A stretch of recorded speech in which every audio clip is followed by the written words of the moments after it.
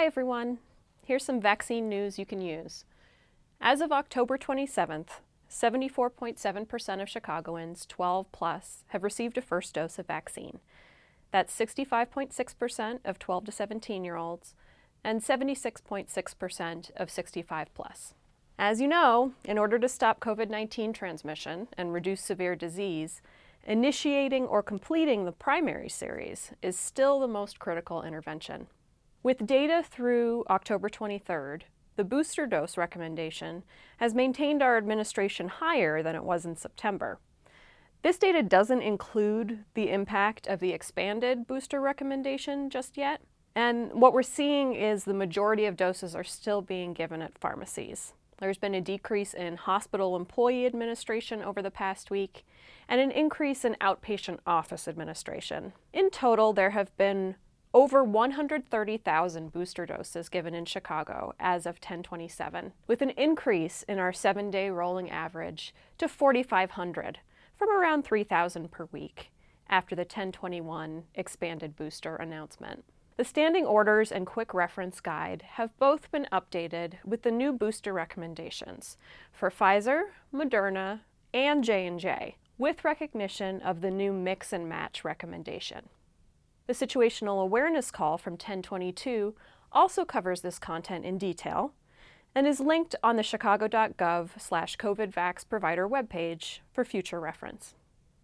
Here are some Moderna and Pfizer webinars to talk about the latest on new recommendations and formulations.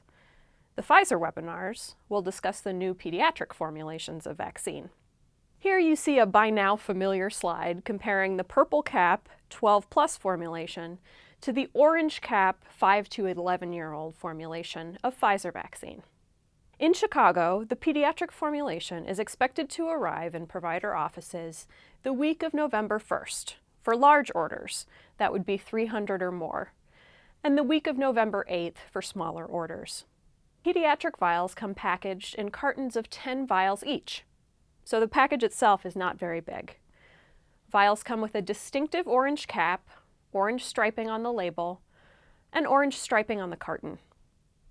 Each vial will be filled to 1.3 mLs before dilution. The pediatric formula will continue to require addition of 1.3 mLs of diluent in a 1-to-1 ratio, and that'll yield 10 doses per vial. Pfizer pediatric vaccines will be shipped on dry ice in smaller disposable shippers. Unlike the adult shippers, these smaller shippers cannot be used for temporary storage. The contents must be removed and placed in a refrigerator or ultra-cold freezer as soon as the order is received. Please do not store the Pfizer pediatric vaccine in a standard freezer. I'm going to repeat that again because it's different than usual. You cannot store the pediatric Pfizer vaccine in a standard freezer. Orders of Pfizer pediatric vaccine include ancillary kits that contain 10 ml diluent vials. While these vials appear to contain sufficient diluent for multiple vials, they must only be used once. Discard the remaining content after each use. Do not be tempted to puncture diluent vials more than once. Reporting your pediatric vaccine inventory in Vaccine Finder every day is important so parents are able to find locations where they can get their kids vaccinated.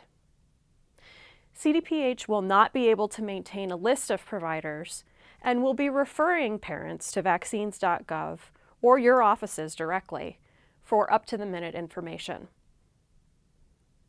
While the Pfizer clinical trial data did not show any risk of anaphylaxis in its 5 to 11-year-old trial, CDC wants to remind providers that ancillary supplies provided with COVID-19 vaccination program for children do not include EpiPens or epinephrine. COVID-19 vaccine providers are expected to supply EpiPens or epinephrine, as well as other emergency equipment, during the administration of vaccine to children, just like we do for routine vaccine administration in pediatric offices. The Immunization Action Coalition provides a standing order for management of vaccine reactions, linked here. Depending on how comfortable your staff are in vaccinating children 5 to 11 years old, they may need no additional training to administer this vaccine, beside the dosing, preparation, storage, and handling. Some may need a refresher.